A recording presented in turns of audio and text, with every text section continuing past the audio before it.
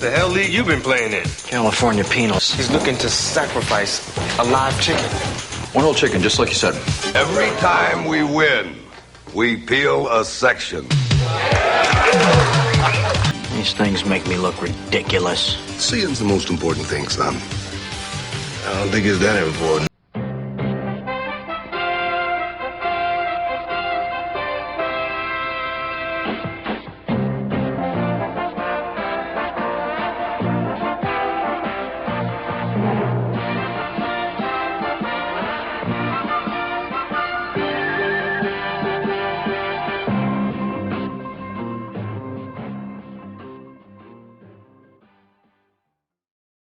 Hey, everybody.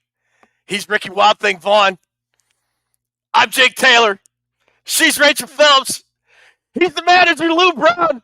Folks, we are a lot of things, but we are not a major league operation. But we are Vikings Report. Drewster, how are you? The local press seems to think we'd save everyone a lot of time and trouble if we just went out and shot ourselves. I'm doing great, Ted. I am doing all right.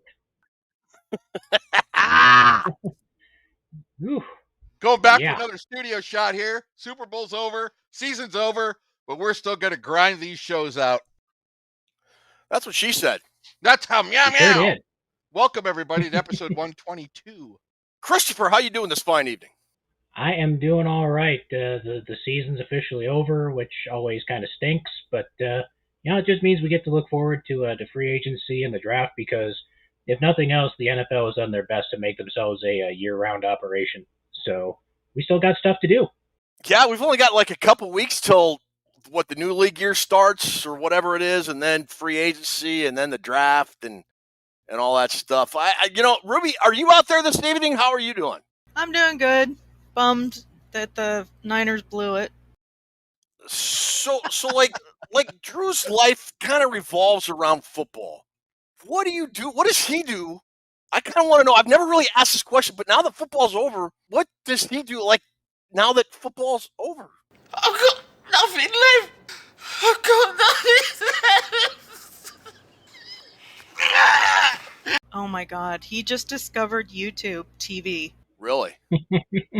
We're like at the bottom of the barrel of YouTube videos. I am so behind on all the TV I have to watch. When will it be enough? Good God, you're still watching The Walking Dead. That isn't even essential viewing. Do you want people to think you're married to a fool? Do you have to watch every comic book show?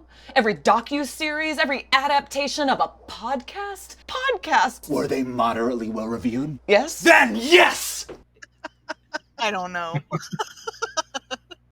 I've been having trouble sleeping lately. I don't know why. I've usually never really had trouble sleeping. I find myself going down alien conspiracy theory rabbit holes on YouTube and on like Facebook Reels at 3 o'clock in the morning.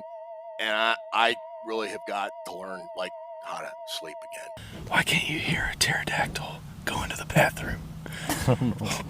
Because the pee is silent.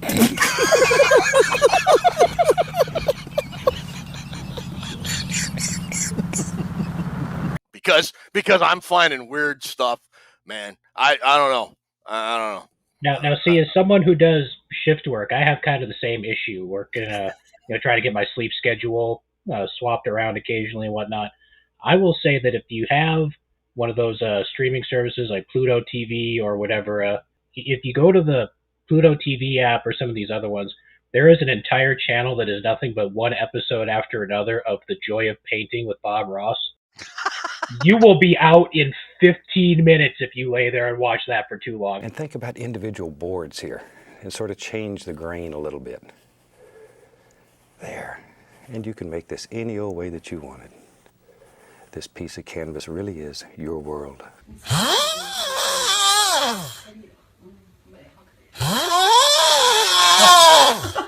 You will be sawing logs before you know what even happened to you, man. It's so good.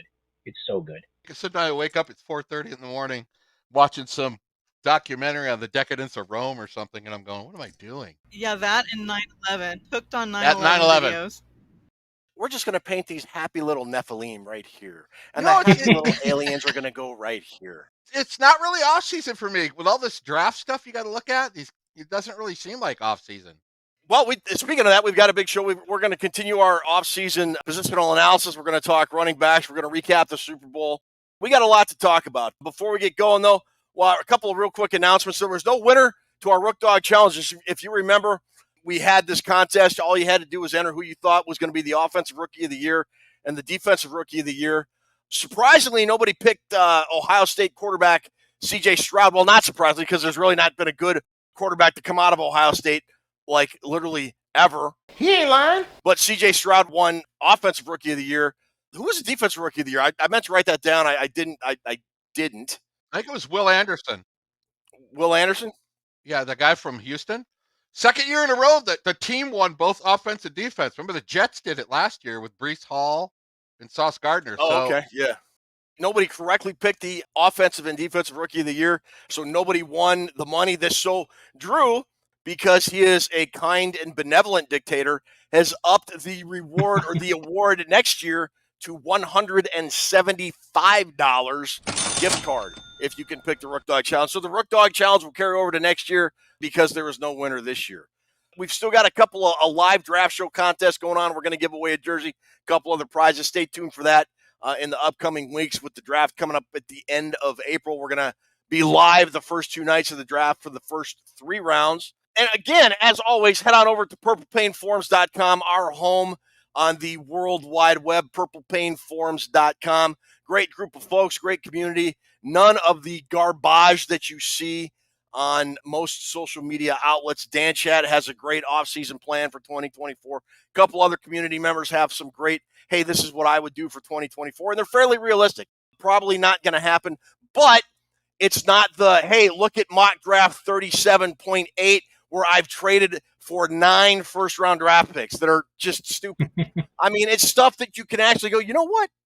That's fairly reasonable. I don't know that I agree with it, but it at least makes you think. So head on over to purplepainforums.com. Hey, we're not going to do 300 mock drafts before April 25th on this show? We can if you want. I've got mock draft 72.3 here ready to go. It's a full 7-rounder with trades, and I have a full undrafted free agent class. You ready? Yeah, let's do it. Then we'll have another one in an hour. Then an hour after that, we'll have another one. Then an hour after that, we'll have yeah, I've got one. the Bears trading down 3 times, so they end up with 9 first-round draft picks. You may have a problem. Why mock before free agency? I mean, that's kind of stupid. Look, I get it's something to do. I get it. I do some every now and then just to make myself familiar with some of the college players because I'm not a big amateur look at the film guy. I'm just not. But I think some guys have a problem. There should be like a mock draft anonymous. There really should be. Much like you have Alcoholics Anonymous, Gamblers Anonymous. There should be a mock draft anonymous. Dude, you got a disease. I'm an addict. Hi. My name's Bob, and I'm a mock draftaholic. Hi, Bob. Hi, Bob.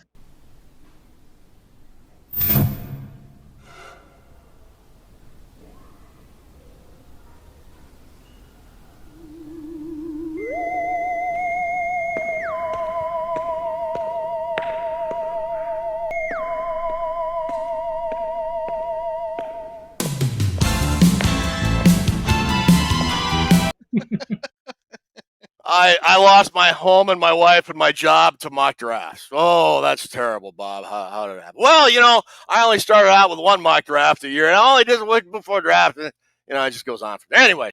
We're going to do one, though. We're going to do one, but it's going to be close to the draft in April. We are. And then the night of the draft on our live draft show, we are going to do our prediction who we think is going to be drafted as the picks come in before we're going. Chris kicks our ass in this every year. Does, man.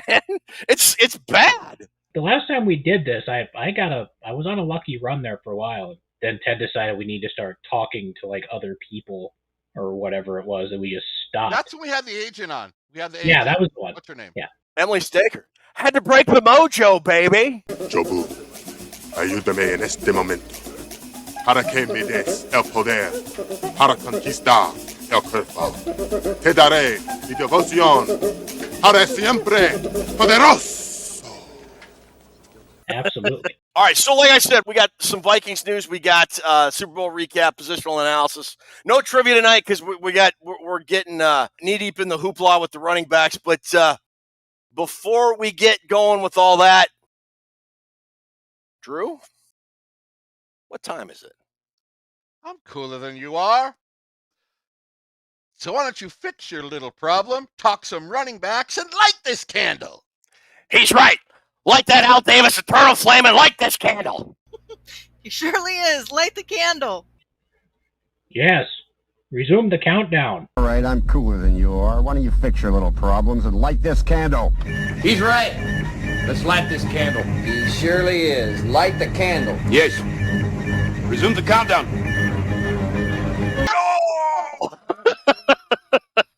Everybody got their part right. I need to have spectacular hair like that guy. He's got that kind of ocean spray cranberry thing going on at the top there. That's pretty impressive. I don't think I can pull that off anymore, but maybe I could give it a go. Ruby, superimpose Tyler Forness's just magnificent coif of hair onto Chris, if you would. Just do the Fabio. Just do the Fabio. Jesus. All right. So Super Bowl 58 is in the books. Kansas City beat San Francisco in dramatic fashion, 25-22 in overtime. For Kansas City, it's 6 straight AFC championships, 4-2 in those games. They've been to 4 of the last 5 Super Bowls, and they have won 3 of the last 5, including 2 straight. The word dynasty is being thrown around, and that's I don't think that's an unfair word. For San Francisco, they've had a pretty good run, although they haven't won a Super Bowl. Let's see. They have been to 3 straight NFC Championship game appearances, 4 in 5 years. They are 2-2 in those NFC Championship games, and it is their second Super Bowl in 5 years. Both of those times they lost to Kansas City. Thoughts on the game, gentlemen? Drew, we'll start with you. I thought it was a pretty good game. I thought San Francisco played well until that last drive in overtime. That was their worst defensive stand the guy who drove down the field and scored. They had their chances, but when you got Mahomes on the ropes, you got to put him away. You got to score a touchdown on that opening drive, the overtime drive. They got to get that thing in the end zone because that's when he plays his best, when he's under pressure. Kind of figured Mahomes was going to take him down the field to score. I kind of did. But throughout the game, they had him figured out. Mahomes wasn't playing very well. Not in that first half. Not at all, no. Yeah. San Francisco's gotten there this season by average to good quarterback play.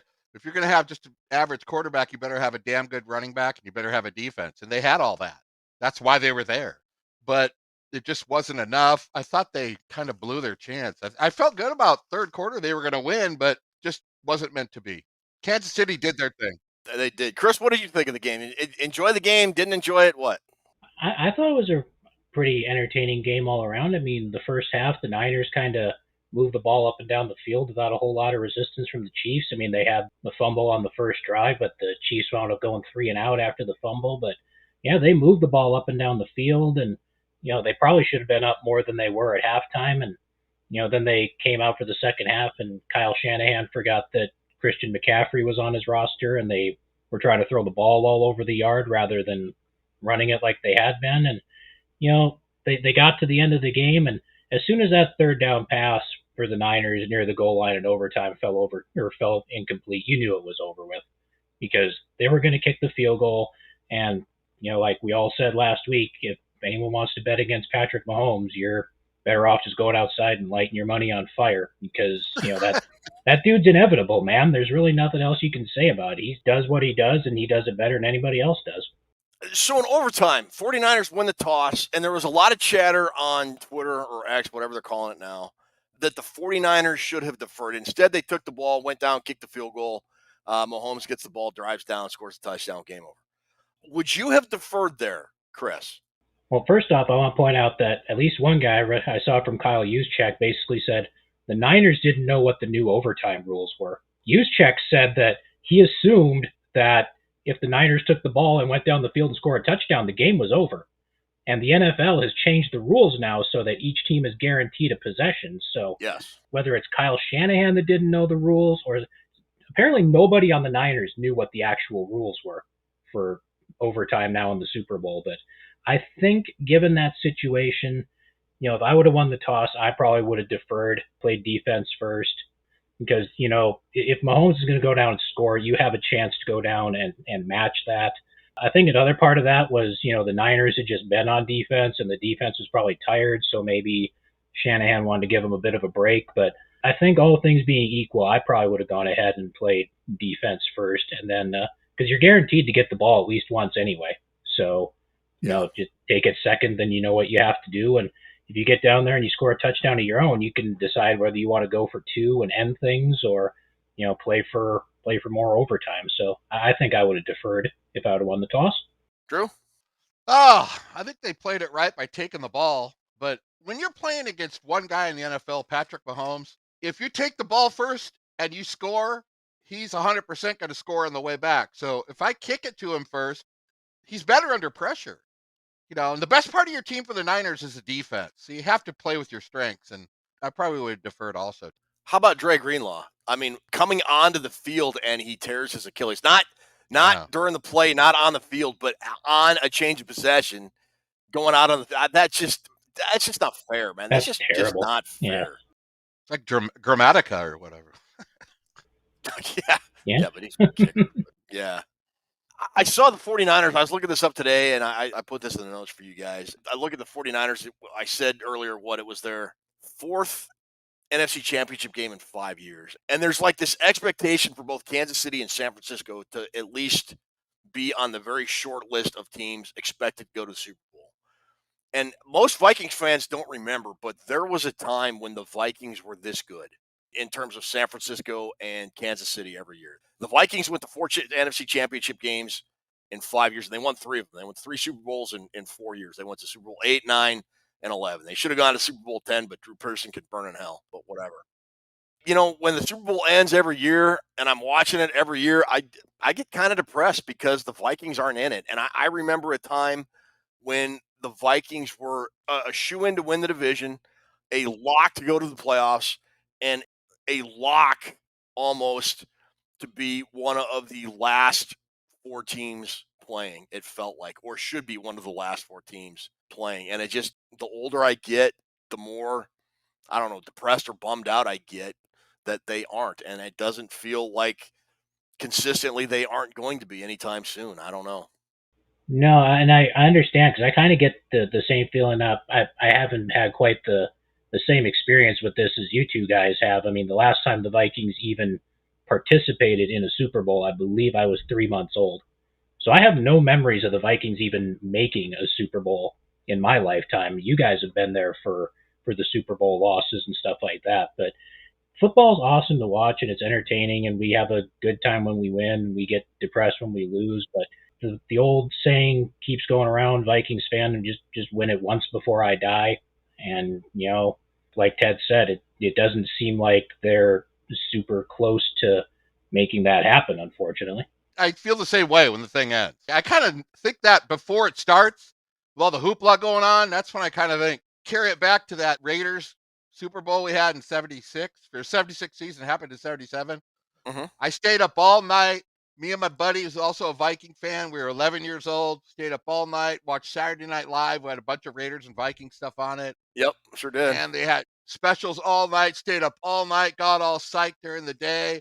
And then we blocked that punt. We thought this is going to be different this year. We blocked that punt on Ray Guy, and I thought it was over. The thing's been lifted. And then we fumbled inside the 5, and the whole thing went to hell. The regular season was so fun to watch. And it's not just because we were dominant with wins. It was because it used to be all the same team all the time. So it was your family. It was Paul Krause, Nate Wright, Tarkinen, Foreman, Eller. Nobody left. Everybody stayed together. And it really For the most part, yeah. And all the teams in the NFL did. When you're taking on Cincinnati, they had, Isaac Curtis and Kenny Anderson. You take on Dallas, they had Staubach. Everybody had the same players all the time. I mean, the Ed White trade was crazy back in the 70s. Nobody traded anybody. Everybody just stayed on the same team, so it felt a lot more family-oriented. I don't know. The rules have changed. Still feels like we were closer when I was 11-year-old than now. I never thought when I was 11-year-old that we were not going to be back here for 40-something years or whatever. I never thought that. I remember Fran Tarkenton taking a safety early in Super Bowl IX. It's 2-0 at halftime. I thought, man, the Vikings are going to come back and win. But they didn't. I thought they would. I thought Super Bowl 11, they, like you said, Matt Blair blocks that Ray Guy, first punt Ray Guy ever had blocked in his entire career. Bobby Bryant goes to grab it. I mean, it just grazed his fingertips, and he would have walked into the end zone. It would have been 7-0 Vikes. It just kind of felt that it was going to be different that year. I don't know. And even though they lost, it just felt, okay, well, they'll just be back next year. They'll just win it next year. And if they go back next year, they were going to beat Denver. Yeah, it just seemed like there was not ever a time when the Vikings, because when you're a kid, you don't imagine those guys getting old and skills diminishing and all that, but obviously it happened and everything. And, here we are 47, 48 years later, and they barely sniffed it. It'll always be a mystery with me, Ted, of how they played so poorly in those Super Bowls. You mentioned that Steeler game. Leading up to that Steeler game, they had like 210 yards rushing 4 weeks before. They had like 350, 210. They were by far the best rushing team in football. And then they played the Super Bowl and got 17 yards. It's unbelievable. How did they get so out of their game plan? I don't know. That's the one thing I always baffle about those.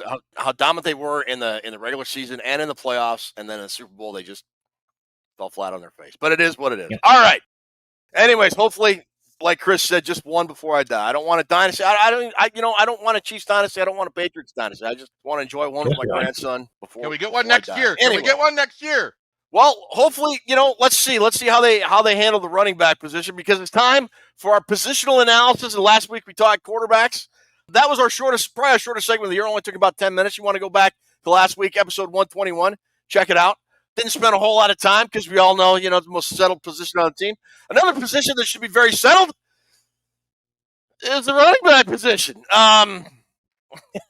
Yeah, pretty obvious to me. You guys want a couple of statistics? Yes, gentlemen. Sure. In 2023, the Minnesota Vikings, led by the duo of Alexander Mattison and Ty Chandler, were 28th in rushing attempts. They were 29th in yards, and they were 30th in rushing TDs. And running back number one for most of the year, Alexander Mattison, you know how many rushing touchdowns he had? 0. Same number as I did. As many as Chris Cook had career interceptions, and that would be none. Oh, man. No touchdown. Yeah. Nope. RB1 had 0 rushing TDs. They were 24th in yards per attempt. They were the 22nd ranked offense, but they were 10th in yards. Last year, they were a top 10 offense, both in points and yards. They were 8th in points and 7th in yards.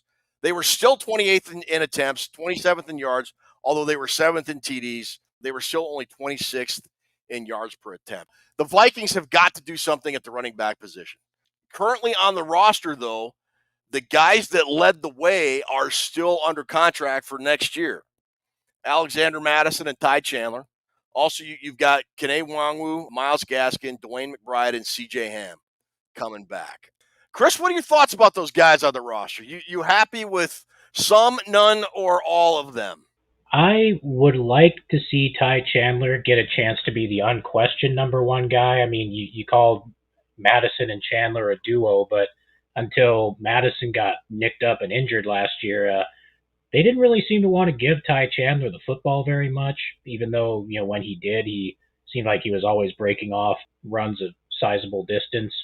But yeah, Mattison, I don't know if KOC's kind of loyalty to him was based on, okay, you sat behind Dalvin Cook for 4 years and we're bringing you back and now you're going to get an opportunity to be the guy. But Madison's not the guy. He'd be a solid backup, but he's not the kind of guy that can carry a backfield, I don't think.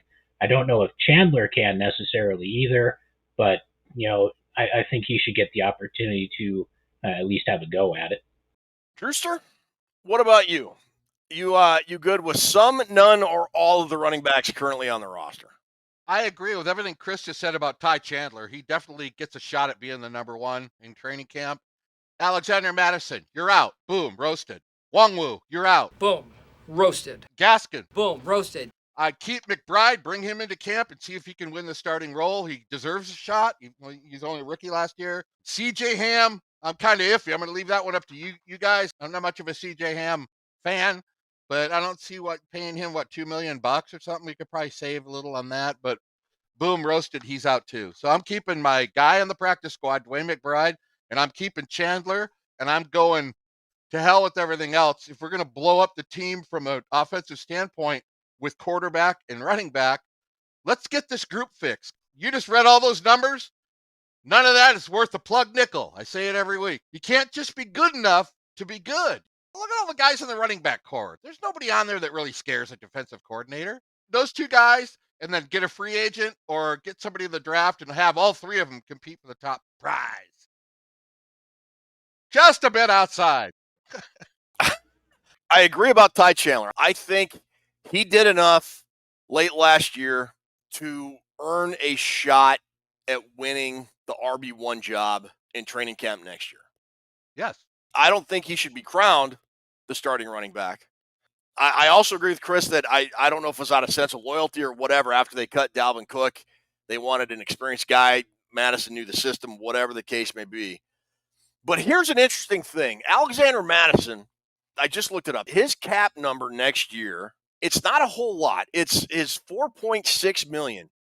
However, if they cut Madison, they save $4 million, and they only have a dead cap number of $600,000. I mean, now it's not a lot in terms of money saved, but for as little production as he gave you, I can see a scenario where if the Vikings get a guy in free agency and or the draft, and they kind of like what they have in Ty Chandler, I can see them moving on from Madison and his $4 million price tag, because Kwesi Adolfo-Mensah, the Vikings GM, being an analytics dude, they don't pay running backs a lot of money. And that just seems like a fairly high number for a guy that didn't score one single touchdown as your starting running back last year. Let me ask you a question, Ted Glover. Okay, Drew Bunting. Would you rather have Madison for $4 million or DeAndre Swift or Austin Eckler for the same money? I would much rather have DeAndre Swift. I'm not sure about Austin Eckler. I think he might be a little bit cooked or washed, as the kids would say. But I would definitely take DeAndre Swift.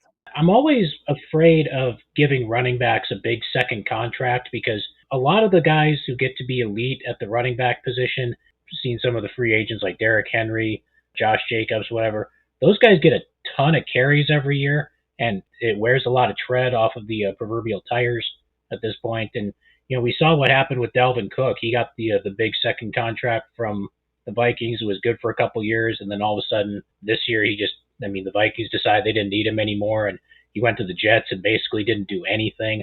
So Right. Yeah, giving running backs a big second contract is always a bit of I think it's a bad idea in most cases. But there's a position you can save money at and get guys out of the draft that are ready to go pretty much right away. Is the running back position, because you look at Isaiah Pacheco. I believe that dude was a 7th round pick, and he's been the starting running back for the Chiefs the last 2 years, and they won the Super Bowl those 2 years. So you can save money at the running back position as long as you get the right guy, and you run them down, wear them out, and move on to the next running back, because that's just how the NFL basically works at this point. Alfred Morris, 6th rounder.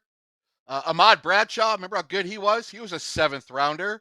Michael Turner, that great running back for the Falcons for a few years, he was a 5th rounder. And as Ted mentioned, Pacheco, 7th rounder. Those are just some guys that you can get late that have done really well.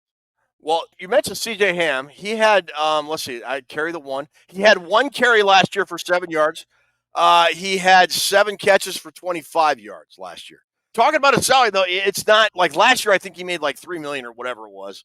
He's only making 1.5 this year, and his dead number is like 1.7. So I don't really see the benefit of cutting C.J. Ham in that terms. I mean, and he's a good blocking fullback, very good special teams player. I don't see them moving on from C.J. Ham this year. But basically, you guys are all aboard kind of like an extreme makeover in the running back room, correct? Other than Ty Chandler. Pretty much, yeah. I'd like to see Dwayne McBride get a little more of a chance, but okay, right. Yeah, other than that, yeah. So let's look at free agents. Now, Chris, you said don't give guys a big second contract, and this is where the big second contract guys would come in. Or actually, in Derrick Henry's case, it would be 3rd contract. Now, Derrick Henry's going to be 30 years old. I mean, to this day, I still don't know why Alabama quit giving the ball to Derrick Henry in the 2014 Sugar Bowl against Ohio State. They didn't give him the ball the entire second and third quarter, which is why Ohio State won, and I'm still cool with that. Go watch that game. It's incredible. He was mauling Ohio State. It was mauling Ohio State. But anyways, Josh Jacobs is a very good back. Saquon Barkley is a very good back. Tony Pollard. I think those dudes are going to get big money from someone. I don't think any of those guys are going to get big money from the Minnesota Vikings. Do you, Drew? I do not. Derrick Henry's 30 years old, Ted. I looked at his stat, 522 snaps. He had 1,600 yards and 12 touchdowns. I'm thinking, I thought he was washed up. That's pretty good numbers for a 30-year-old. It is, but, I mean, he's got more tread on his tires than the starting lineup at Daytona, man. Here's what worries me about Derrick Henry. You go back the last 5 seasons. 2019, most carries in the National Football League. 2020, most carries in the National Football League. 2021, only played 8 games. 2022, most carries in the National Football League. 2023, most carries in the National Football League. That's a lot of work for a dude over the course of 5 years. I mean, Yes. like you said, this would be his 3rd big contract. He's just turned 30. He turned 30 about a month ago. So, yeah, somebody might pay him, but I certainly hope it's not Minnesota that gives him that kind of money this time around. Dude's got more mileage on him than Nina Hartley, man. He just does. We're off. He just does. Tell me I'm wrong. Nina, what about between you? Kids, do not Google Nina. Do not Google Nina Hartley at work. Let me make sure you.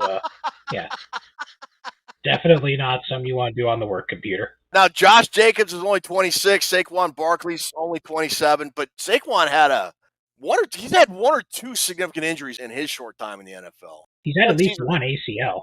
Yeah, and Tony Pollard. And Tony Pollard, I hate to reference fantasy football, but I had Pollard on my fantasy team last year, and he just sort of disappeared, like, in terms of production as the number 1 running back to, like, the last 5 or 6 weeks of the season last year. Those 4 guys are going to get overpaid. Absolutely agree. Every top name in free agency gets way overpaid because teams are desperate for somebody because they don't have a guy at that position. Yeah, there's better values later on in the free agent market. And this is where I think Kwesi Adolfo-Mensah might make some money. And I only put like 3 guys down there. If you guys have a couple other names, these are the guys that I think are viable targets for the Vikings. One of them, a guy from the Chiefs, or had played for the Chiefs, Clyde Edwards-Helaire. He's only going to be 25 years old, kind of flies under the radar, doesn't get a lot of the notoriety in the press, but the guy's not bad. Yeah, he hasn't gotten a lot of work for a first-round pick because, he's given up carries to Jerick McKinnon, and, we mentioned Isaac Pacheco already, but, he was a first-round pick for a reason, I guess. The guy's never been the back he was at LSU. He's never been that guy. Okay. He's a good player, but I would give thumbs down to that. You guys are going to rip me because this cat went to Ohio State. J.K. Dobbins. And I only mentioned J.K. Dobbins because he was tremendous at OSU, and he's had 1 season-ending injury, and he had a second one last year. But if he is healthy, I think he could be a really good football player. I just think, like Cam Akers, the injury history is going to scare away a lot of teams. Now, if he's not hurt, tremendous bargain, tremendous value. My third guy is Devin Singletary, who I think could be a pretty good football player in the right system. Those are my guys. I had Singletary, too. I think he'd be a solid guy. I don't know if he's going to be in line to get overpaid necessarily. But I'm going to throw out a name that is either going to make people laugh or cry or groan or whatever. How about our old friend Cordero Patterson, who is now technically a running back, I guess, because that's how the Falcons have been using him the last few years. I mean, that dude's been in the league for 11 seasons now. He hasn't been used a hell of a lot. Yeah, he's 2014. This will be his 11th season coming up. So he's technically a running back now, I guess. And I suppose you could maybe do some things with him and maybe get him for cheap. He's a kick returner also. So yeah, I saw that, and the reason I did not include him is because he's 32. I don't think we're going to go for guys much older than 26 or 27, but that's just me. And just kind of taking a look at some of the other names that are on the list of free agent running backs, we got Zach Moss from the Colts. Could potentially be a quality guy. He had some solid games last year when Jonathan Taylor was out. our old friend Amir Abdullah Oblongata.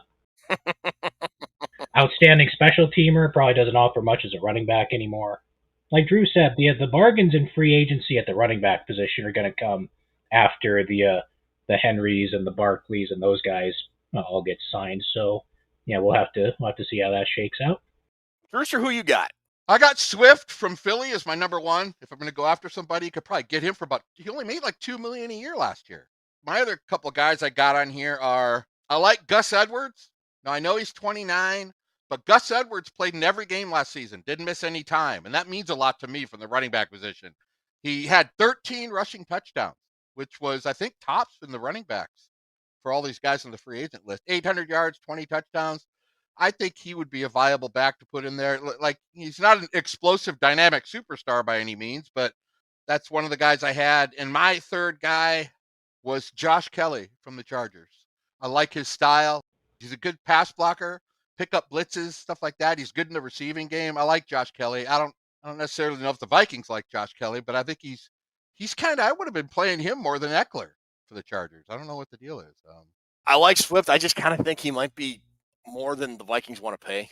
Only reason I didn't put him down, if he's at a price range the Vikes would be willing to go, he'd probably be my number one guy. I just think free agency sort of gets to be crazy in terms of contracts that are doled out early on, and I just think he might go kind of high. I think teams are going to kind of shy away from Derrick Henry because they're going to look at all the mileage Derrick Henry has, and then go, geez, I don't know. But then again, all it takes is one team, so I don't know. After that top four you mentioned, the next guys off the board are probably going to be Eckler and Swift. That's what everybody's going to be after. So, probably. You know what? It always seems like a month and a half after free agency, some of these guys trickle through the cracks and you can get them for nothing. Yeah, I think it is. I don't think the Vikings are going to be jumping right into the deep end of the free agency pool on day one. Now, I mean, maybe it was because last year, the Vikings didn't have a whole lot of cap space to deal with, and then they actually got some money to deal with this year. I just don't see it, especially at running back. I just don't see them going all in on a guy like Jacobs or Pollard or even, DeAndre Swift. I just don't see it, but that's just me. No, I kind of agree with that. Like you said, the analytics side for Kwesi and company, a lot of these teams aren't paying running backs a lot of money, and I think the Vikings are going to kind of follow suit on that. I have a quick question before we get to the draft picks. Yeah. Is it going to be a committee thing this year, do you guys think? Or do you think Chandler can be the, bell cow? Can he carry the ball 25 times a game? Chris?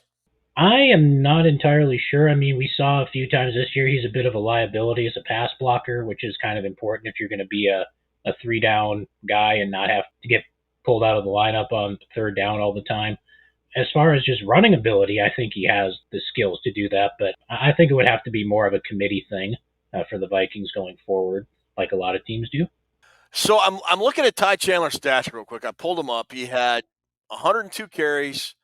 He had 461 yards and 21 catches for 159 yards, which is only 9 less than Alexander Mattison. I think he can. Yeah. Oh, real quick, let me ask you guys this. Cam Akers. Would you want Cam Akers back? I thought he was starting to play really well for the Vikings up until he tore his Achilles in the Atlanta game, I believe it was. I kind of don't think so. I mean, he did one Achilles back in 2021, and then he did the other Achilles this time around. And, for a position like running back where you age a little quicker than a lot of other positions anyway, I think that might just be way too much for one guy to come back from. I don't know how explosive he's going to be after that, but it'd be a nice story, but I don't see the Vikings bringing Cam Akers back this year. Drew? Kind of feel the same way, although I really like his experience and his receiving ability. I mean, that stands out to me, and it's good to have a guy that's somewhat of a veteran on the team.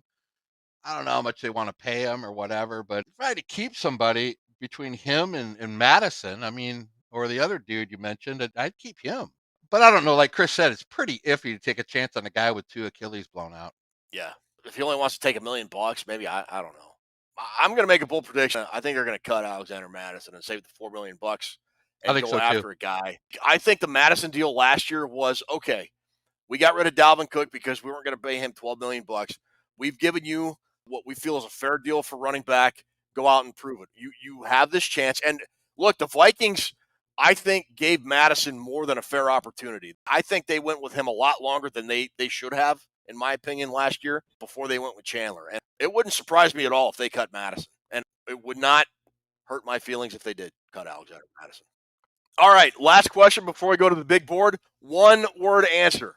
Drew, will the Vikings add a potential starting or significant running back by committee guy in free agency? Yes or no? Yes. Chris? Yes. All right. Now, ladies and gentlemen, boys and girls, children of all ages, let's go to the Drew Bunning big board for running back prospects for 2024.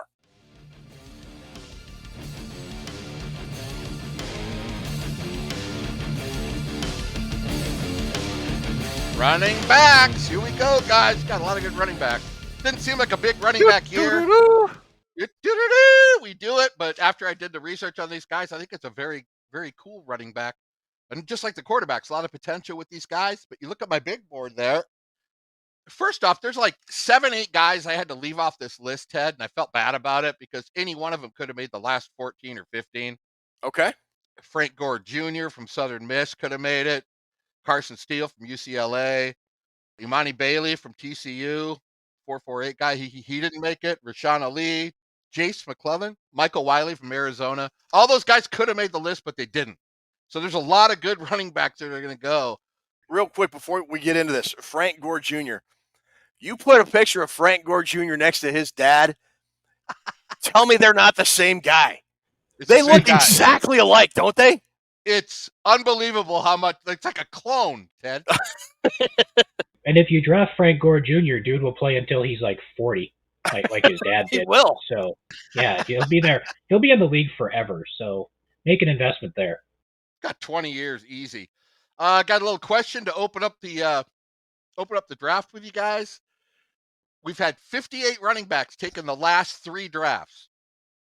How many in the first round? Let's see. Jahmyr Gibbs was last year. He was a first-round guy by Detroit.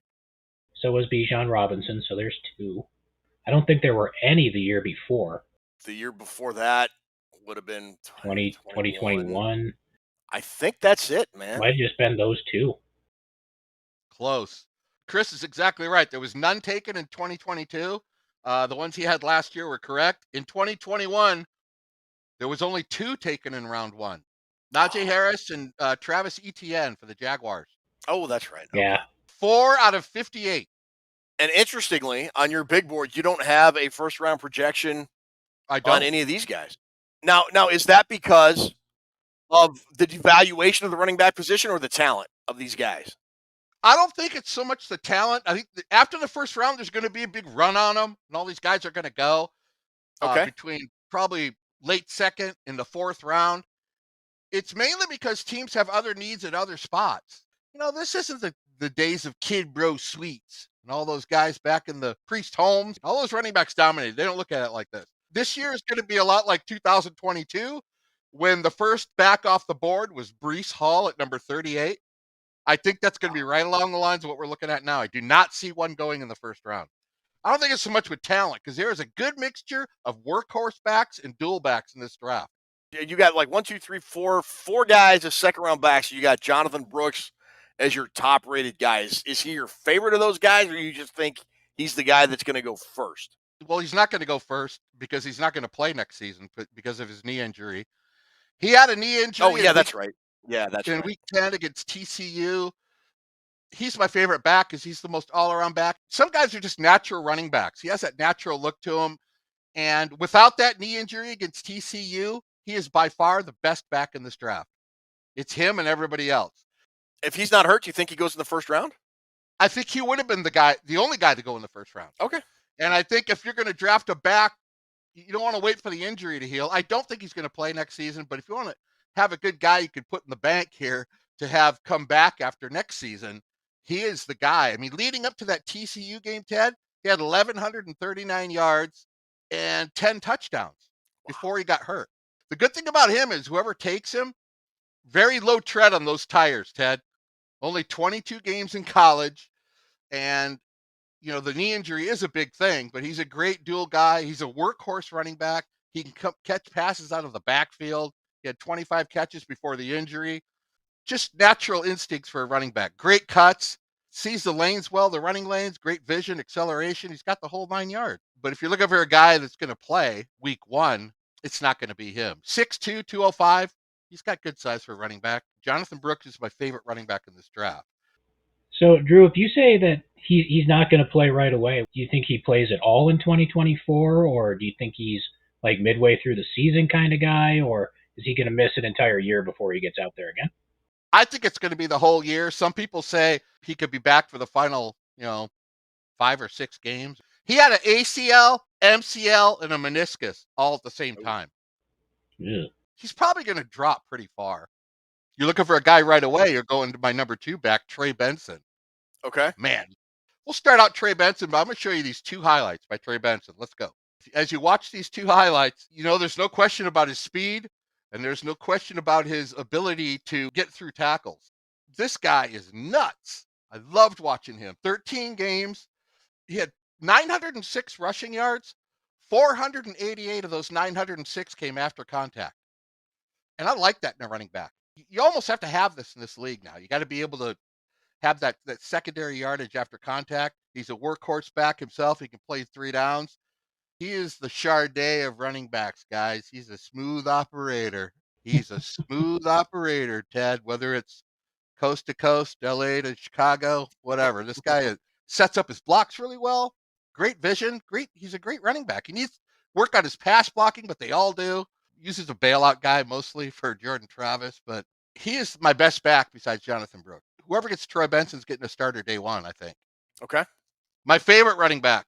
Besides Blake Corum, my favorite. I was going to say, well, just get it out of the way. Talk He's about not him. your favorite. We got to talk about Bucky Irving real quick. All this right. guy's like James Cook. Reminds me of James Cook, a lot of it.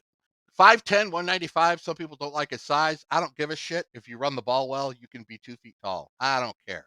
21 years old. He's the ultimate dual role guy in this draft. 1,180 yards, 11 touchdowns, 6.3 average. 37 career games. He had 3,000 yards rushing. Elite speed, Ted Glover and Chris. Elite. Great lateral runner. One of my main things I look at with these running backs is how do they hold on to the ball? This guy had 1 fumble in 37 college football games. How many? Nice. 1. 1 fumble in 37 games. He started out his career at the University of Minnesota, then woke up and went, why the hell am I at the University of Minnesota? And he went to Oregon to play there to better position himself. I'm not ripping on Gopher fans. I'm not ripping on the Gophers, but next level, he's going to be a matchup nightmare, Ted, Bucky Irving. Nightmare. He makes guys miss.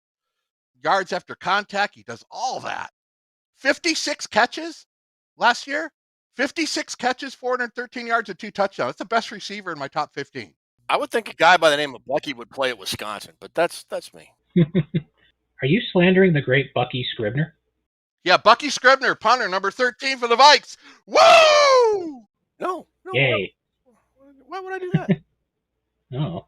The only thing I don't like about Irving, and he could be totally coached out of him, is sometimes he's too patient. I like the guys that see the lane and go. Dalvin Cook, Adrian Peterson, they see the lane. He dances around a little bit too much back there, and I think it's because he's trying to find a way to get an 80-yard touchdown. Sometimes you just got to see it cut. But, man, whoever gets Bucky Irving is going to use him in different areas and screen passes and use him out of the backfield and between the tackles runner, can run around the perimeter. You're going to get everything with that guy. Okay, can I say my piece about Blake Corum before you talk about him? Yes. I love this kid. He's no longer a Michigan Wolverine. I watched him embarrass Ohio State. Well, he didn't play 2 years ago. He was hurt. He only had a couple carries. Right. He embarrassed Ohio State. He's a good football player. He is a guy that does not lose yardage when he gets the ball. He is an exceptional teammate. You hear guys on his team say nothing but incredible things about him. If the Vikings were to somehow draft J.J. McCarthy and Blake Corum, contrary to popular belief, I would be overjoyed because those 2 guys are some just seriously good football players, and they would immediately make the Minnesota Vikings, I don't want to say an immediate Super Bowl contender, but it would go a long way to solve their quarterback problem, and it would go a long way to solve their running back problem. Blake Corum is a kid that if you put him in the running back room, I think the Vikings was last year or 2 years ago with Dalvin Cook. I think they led the league in carries for negative yardage. Last year, they had one of the lowest yards per carry averages in the NFL. That would, I don't want to say be a thing of the past. The NFL is a different animal, but it would go a long way in eliminating the 2nd and 9s and the 2nd and 12s and the 3rd and 9s. It would help the Vikings play on schedule so much better with a guy like Blake Corum. And if you tell me the Vikings can get him in the 4th round, or they can make a trade to get back in the 3rd round because they currently don't have a 3rd round pick, I would be overjoyed. Say your piece about Blake Corum. That's very well said. It saves me a lot because everything was spot on that you said. No, he is. He's a guy, all heart, all team. It's about the team all the time. He'd be a great teammate, just like J.J. McCarthy. Those guys have been brought up the right way in football. It's about your team and about the other guys around you. I saw an interview with Blake Corum after he got like 200 yards rushing and 4 touchdowns. And the entire interview, he was talking about Donovan Edwards, his other running back. Everything you said is spot on, Ted. It's a guy you want to have in the locker room. Some of the drawbacks on him, people don't like his size, 5'8" and 210. But let me tell you, Blake Corum uses 5'8" to hide behind linemen. That's part of his arsenal, man. His size is short. He hides behind people and then darts. And then one move and he's gone. He does a lot of one move and you're gone. He did it to your boys after that injury in that late night game. One move, cut, missed a safety, gone. And he does a lot of that. 45 game, mass production, 1,245, 27 touchdowns last year, Ted. The one thing I would say about Corum that you have always stressed about having a running back compared to like Donovan Edwards, he doesn't have that home run breakaway speed. Like Edwards, you saw it in the national championship game. Christ almighty, I wake up at 2 o'clock in the morning with Edwards just running free in Ohio Stadium. I mean, when Edwards gets to the second level, he's gone. He's not going to be caught. Corum does not have that top end 5th gear like a Robert Smith or an Adrian Peterson had. But the guy, he will get you a ton of yards, though. Yes. And he doesn't have the long speed like Edwards has. He kind of peters out 3/4 of the way down the field. He's going to get you a lot of 40-yard touchdowns, but he's not going to get any 60 or 70-yard touchdowns, maybe 30 yards or whatever. He doesn't have the long speed, but this is really cool. He still runs a 4.3. You know, his build is 5'8", 210. People think, oh, it's too small. That guy did 30 bench reps at 275. I mean, that's crazy. Dang. That's what linemen do. He reminds me a lot of Kyron Williams from the Rams. He kind of reminds me of that guy. I've watched every snap he's taken at Michigan, and it's just like the energy he brings to the team. He needs some help in the pass game. He wasn't used a lot in the pass game. I think he only caught 56 balls when he was at Michigan, only 16 last year. But he's a good pass blocker in the backfield if he knows where the rusher's coming. He has a difficult time picking up blitzes, but if it's an obvious rusher, he stands his ground really well. He actually knocks people on their ass. 731 touches at Michigan. Touches. 0 fumbles. Wow. 731, folks. 0 fumbles. People say he can't be a 3-down back. I'll leave that up to you guys after watching his tape here. He had the knee injury in 2022. I think he might not start out being a 3-down back. Might be after one of these guys that has to prove it. But 675 carries at Michigan. He was a bell cow back at Michigan, Ted. You know that. You can't go wrong with Blake Corum because he's going to give you his all every play. He'll make it in this league. He'll make it. He'll carve out a role for himself in this league, and he'll be good. I want to ask you this one question, and then I'll let Chris kind of take over the questions. Of these 4 guys, Brooks, Benson, Irving, and Corum, with the way running backs are just kind of poo-pooed in the NFL these days, if they do draft a quarterback in the 1st round, and they trade up to do it, they'll probably have to give up their 2nd-round pick to do it. Not having a 3rd-round pick, that means they're not going to be picked till the 4th round. Any chance any one of these guys, these top 4 guys you have, slip to the 4th round that they could get? I think they're all going to be gone by the 3rd, but slight possibility. It's a long way to drop, Ted. Yeah, it is. I know. Middle of the 2nd round, all the way to the end of the 3rd, I think those 4 will be gone. But the 2 guys I have my Viking alert on aren't even in that top 4.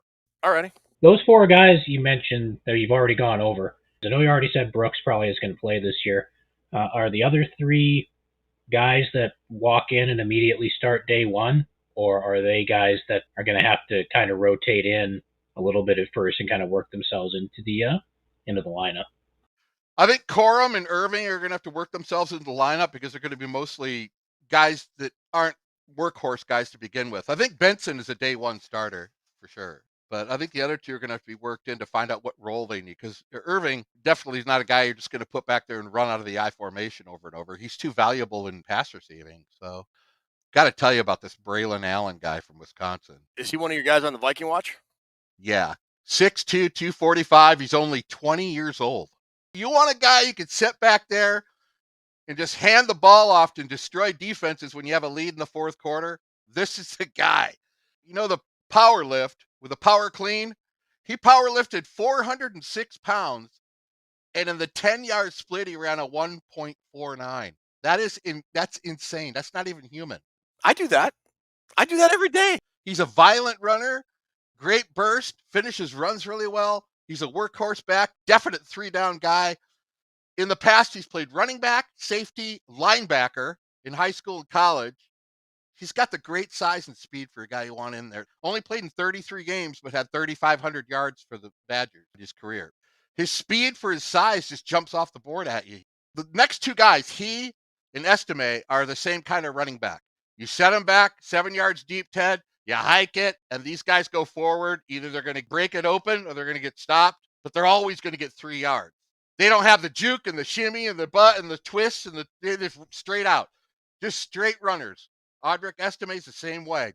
His style seems very much not suited for something like the Vikings want to do or want in a running back, though. He seems like Herschel Walker in the Jerry Burns offense back in the day. The Vikings spent a lot of time last year running it up the middle for no gain. I would have liked to have seen 8-yard gains and 12-yard gains. Well, fair, yeah. I like Allen. I think he's a good back, and those guys that could just grind it out and grind down a defense. I mean, that'd be nice if we could get a running back that could end the game. That would be really cool. Audric Estime, 1,341 yards, a 6.4 average, and 18 touchdowns last season.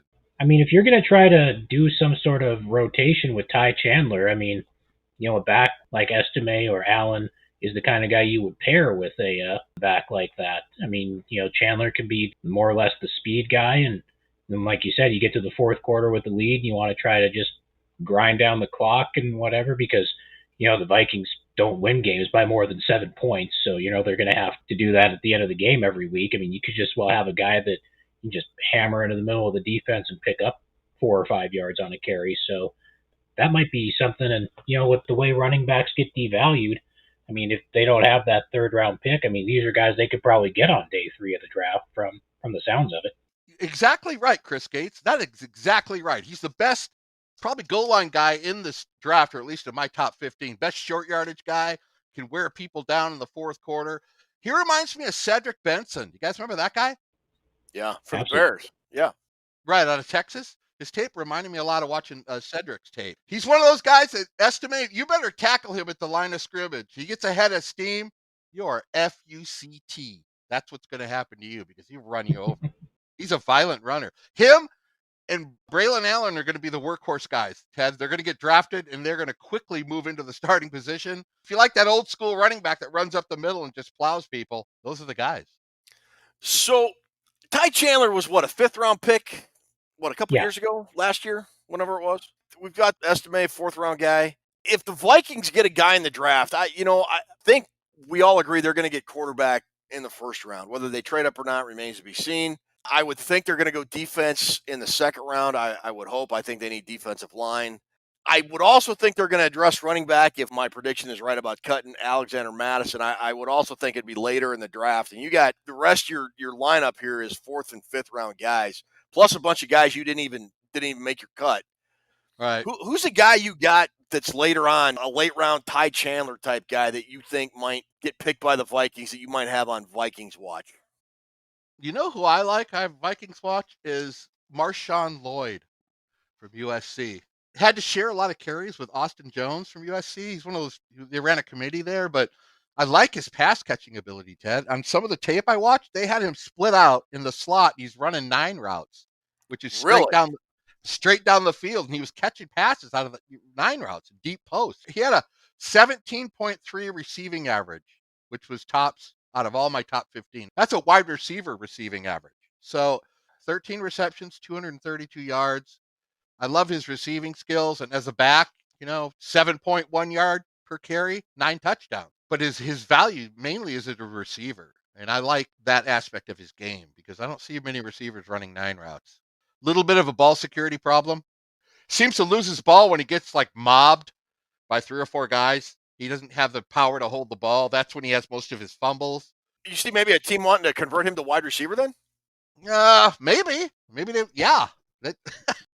This guy had a unique knack for finding the open areas. I always like receivers and running backs who, when the shit hits the fan, they can figure out how to get open and help. Marshawn Lloyd bailed Caleb Williams out of a bunch of tough spots. He did as a receiver. Caleb Williams was ready to go out of bounds or ready to get sacked. He'd throw it to this guy and he'd run 30 yards. So he bailed him out of a lot of plays, but you're not just there by accident. Players like that are around the football. They can see the play and see the openness and see what they need to do. From your description of him, he sounds kind of like I don't know if I want to make this comparison, but he sounds like a Deebo Samuel kind of player where, you can use him as a pass catcher. You can use him as a guy out of the backfield. You can ask him to do all sorts of stuff like the Niners do with Deebo. Maybe not as dynamic as Deebo with the cut and run, and maybe not as violent of a runner at the end of his runs as Deebo, but that's a great comparison because he has running back skills, but you can use him in so many ways, and not everybody's going to be after him early in the draft, guys. I think he could fall. I am at 4th, but he's a guy maybe you can get a little later. Played at South Carolina for 3 years, traded over to USC. Like I said, ball security is really the only thing I have a problem with him, man. All these backs in the back end are guys, they're going to be developmental guys, but you could take a chance on a couple of them. Of these guys, is there one that could kind of jump in right away and get into the mix as a third down running back, for example, like Chandler was later in the year, or kind of maybe transition more, get an increased workload as the year goes on, like this Dylan Lobb guy or Isaiah Davis or a Cody Schrader, one of your unlisted guys? I like Isaiah Davis. I wish he was a little faster, but he's a guy that you knock around. He's really hard to knock down because he has such good balance. You have to wonder about the competition he played against. But how about Isaiah Davis? 45 games, 4,461 yards, 49 touchdowns. For a jackrabbit. He gets the ball, sees the lanes really well, like Schrader. Schrader probably has the best vision. Schrader never takes a bad angle on anything. He sees it and he goes. And that one cut makes a difference to me. Chris Johnson. Remember Chris Johnson? That guy was one cut wizard. Played for Tennessee. For the Titans, yeah. The guy said he was better than Adrian Peterson for a couple of years. One cut, but he's a one-cut guy. I would like to see Davis be a little quicker. He's only a 4.52, but something about him, he's got some anger in him. And he's a small school guy. The small school guys come in with a little bit of a chip. So I like him. Any of these guys on the back end, Dylan Johnson's a fantastic running back for Washington. Okay. He could be a bell cow guy, 3 down back. Any of these guys you're taking late, it's a flyer on them, but all of them have the ability, every one of them have the ability to make your roster and contribute. This draft is full of a lot of good players, Chris, but there's no like superstar standouts in it. You don't have any Barry Sanders or something like that. You don't have any of those guys. They're, Ezekiel Elliott, all that kind of thing. These are just damn good football players, but I like the styles. I like the different styles by the different guys. You got the 2 bruising running backs from Wisconsin, Notre Dame with Estime and Allen. And then you got dual threat guys, Bucky Irving and Corum certainly can do that. Good variety of backs. He could fit into what you're looking for because some people aren't looking for workhorse backs. They're looking for the change of pace guy. Just one more question here.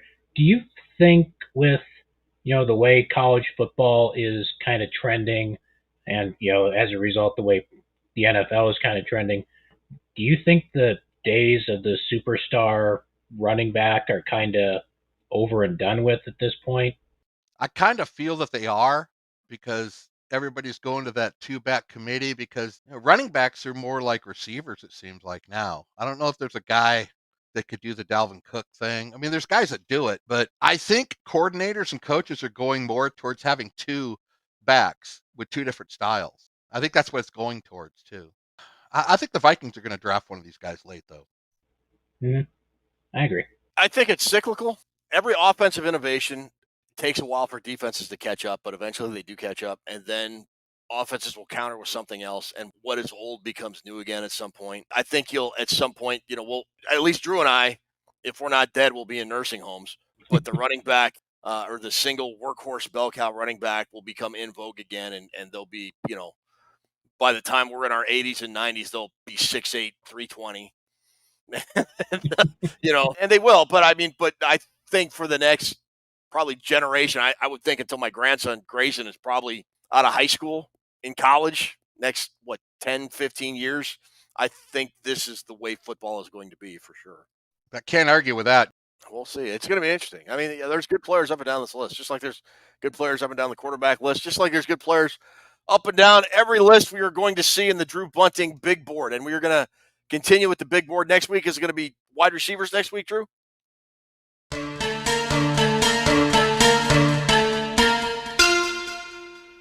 Is Drew there? Drew? Resume the countdown. Wow. Maybe not. All right, so look, we've got a little bit of a technical difficulty. Well, Chris, you're the meteorologist. I like weather, sunspot interruption. I don't know. Anyways, but yes. If Dave Stefano was watching, this is directly caused by sunspots. We'll just roll with that, or a solar flare or something. He lives 30 miles from my house, yet my signal is uninterrupted. Anyways, but yeah, so it was a good list. Thanks for the big board again, Drewster. Next week, we continue with our positional analysis. We will get caught up on the wide receiver group, one that's probably, in all seriousness, finally, not a big position in need for the Vikings, but is something they could probably look to add depth in, at least later in the draft. Once again, Chris, it's been great having you on these last couple of weeks. Glad that you could join us. We will try to do better the next time. Why don't you play the role of Drew this week, buddy, and take us home?